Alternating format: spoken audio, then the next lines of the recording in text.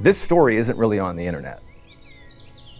And we tried to find the source material for it, but we couldn't. Like, we literally looked, we couldn't find it. It's a story out of Mexico, and so we finally had our Spanish language researcher track down this library in Mexico that had a copy of this story. There was a very unique recording and transcript, and it's being stored like locally at this library in Mexico. And so the way to access this story is you can't just like contact the library. You have to write them a letter to get access to this story. To hear a story? So in June of 1976, there's this 23-year-old kid named Rafael Perez, and he's training to be a pilot. So he takes off at 9:15 a.m. and right away he notices that it's very foggy. But at a certain point, based on his instruments, he realizes he's off course, he's lost. And so he tries calling in with a radio back to the control tower to be like, I'm lost, like I'm letting you know, it's gonna take me a minute. He doesn't really hear back from them, it's sort of garbled static. And then he realizes, oh, I need to fly back left. I need to go left. So he takes the yoke, the steering wheel, and he tries to bank the airplane left. But the airplane doesn't go left.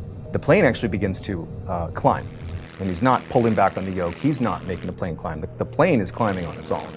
He's ascending up to like 8, 9, 10,000 feet. About the time he's totally obscured in the clouds, he feels this overwhelming tiredness come over him. And he passes out, just passes out in the cockpit. He wakes up in the cockpit, has no idea how long he's been asleep for, but a couple things immediately become clear to him. He's still in the air, he's still coasting along, right? He also looks out the window and there's no more mist or fog or anything like that. It's actually just the open ocean underneath him. And as he's like coming to like, what's happening here? Somebody chimes in over the radio and goes, hey, are you there? And he grabs his radio and he's totally frantic. He's like, hey, I fell asleep in my plane. I don't know where I am. And there's a pause, and this is all recorded. There's a pause, and the guy on the other end, he introduces himself sort of cautiously. He's like, hey, this is Carlos. Are you alone in your airplane? And Rafael is like, of course I'm alone. Like, where am I? What? I think I fell asleep. I don't know what's going on. And Carlos's reaction is just sort of, okay, well, listen, here's what we're gonna do. You're just off the coast of Acapulco, and for the last hour, you've been flying out over the water. You just kind of showed up. Hey, just come into the airport where I am. I'm gonna get you in there, you're gonna land, and we'll talk to you then. He lands at the airport in Acapulco, and as soon as he gets off, there's these people in suits that are there to meet him. And they immediately take him, they detain him, and so finally they say, okay, we're gonna tell you what happened. So when you showed up off the coast of Acapulco at about 10:30 in the morning, which no one understands how you got there, it's not possible. You showed up on the radar screen of who you were talking to, Carlos, the air traffic control guy. And he talked to you for an hour while you were out over the water. That whole time you were circling, you were talking to him and it was recorded. When Carlos saw this blip on his radar at 10:30, he said, hey, who is this? You're flying over Acapulco's coast, what's going on here? The voice came back and said, the pilot is speaking, but not of his own free will. We are using him as a microphone.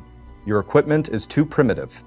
It is not important who we are or where we come from, only that we are inhabitants of the same universe. For the next 30 to 45 minutes, the voice being projected through Rafael talked about humanity is the only intelligent species in the entire universe that uses warfare and conducts violence on each other, and you are poised for a nuclear holocaust, and you may be exterminated if this continues. And then at about 11:30, Rafael wakes up. And his voice changed completely. And he's like, oh, what's going on? I think I fell asleep at the wheel. No one has any idea how Rafael wound up over the coast. They examined his plane, nothing wrong with his plane. And the Mexican government quickly took this story, buried it, and now you can only access it in this obscure library in Mexico.